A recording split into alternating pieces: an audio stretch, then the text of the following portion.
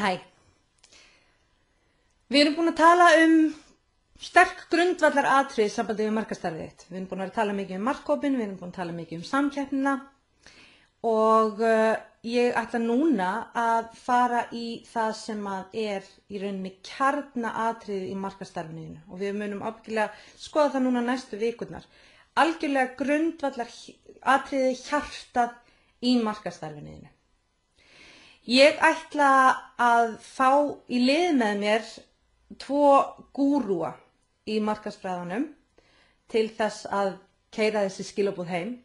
Try this message home, þetta er góð sletta hana.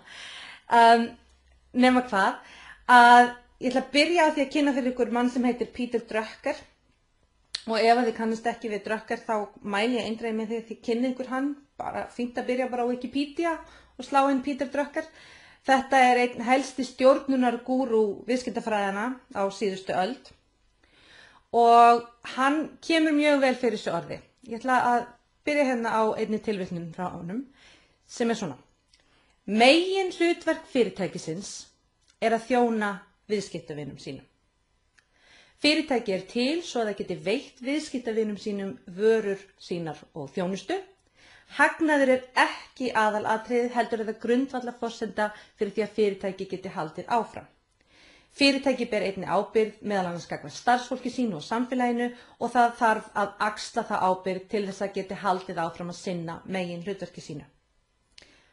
Megin hlutverkinu sem er að þjóna viðskiptavinum sínum. Og hérna er það sem að markaðsfólk á mjög mikið við ímyndavandamál að stríða. Að fæstir sem ekki hafa stúderað markaðsfræðin líta þannig á að markaðsfólk sé að þjóna viðskiptavinum sínum. Við höfum því miður fengið svolítið mikið það orða okkur að við séum að tróða hlutunum upp á fólk og annað þess að það. En það er í rauninni ekki málið og ef þú ert með virkilega gott markaðsfólk þá ertu með markaðsfólk sem áttar sig á því að þetta er megin hlutverkið, að þjóna viðskiptavinum, að finna út hverjar þarfir hans eru og mæta þeim. Annað sem að Drucker segir er af því að tilgangur viðskipta er að búa til viðskiptavini hefur fyrirtækið aðeins 2 hlutverk. Markaðsstarf og nýsköpun. Markaðsstarf og nýsköpun bera árangur, allt annað er kostnaður. Markaðsstarf er ótvíræður grundvöllur allra viðskipta. Og þetta er svolítið það sem við vorum að tala allra fyrst það sem við töluðum að markaðsstarfið væri mikilvægt og þarna sjáum við aftur þetta með það að þetta er algjörlega grundvöllurinn fyrir því að fyrirtæki til setja staðar og markaðsstarfið er það sem við notum til þess að þjóna viðskiptavinunum okkar.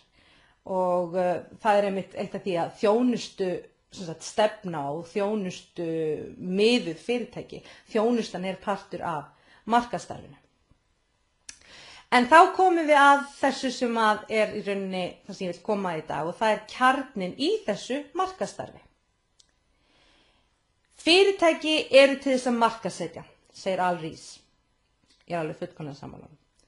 Markaðssetning er megin hlutverk fyrirtækisins. Og svo heldur hann áfram og kemur að þessum kjarna sem ég ætla að tala svolítið á næstunni. Ef allt fyrirtækið er markaðsdeildin, sem það er, því allt fyrirtæki er þarna til þess að þjóna viðskiptavinum, þá er allt fyrirtækið branding-deildin. Þarna kemur þetta orð sem að flestir hafa ábyggilega heyrt og ef að maður er ekki markaðsnörd þá er maður kannski ekki endilega voðalega mikið inn í því hvað er átt við með þessu. Við ætlum að skoða það í næstu viku nákvæmlega hvað þetta þýðir, orðið brand og branding. Og þið sem eru þarna mikið íslensku fólk, þið verðið að fyrirgefa mér, ég tala brand frekar en vörumerki og það er mjög einföld ástæða fyrir því.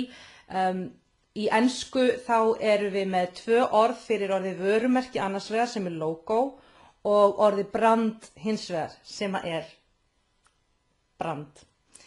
Þannig að en á íslensku þá erum við bara með orðið vörumerki og ef við notum það þá lendum við mun oftar í þessari gryfju sem er vandamálið oft með branding að fólk fyrir að hugsa bara logoið, hugsa bara útlitið og annað þess að það. Og branding er svo miklu meira en það.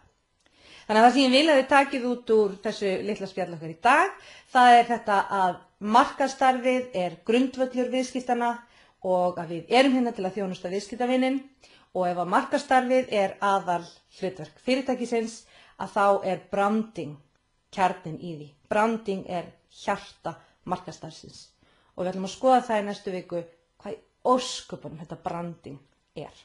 Við sjáumst þá.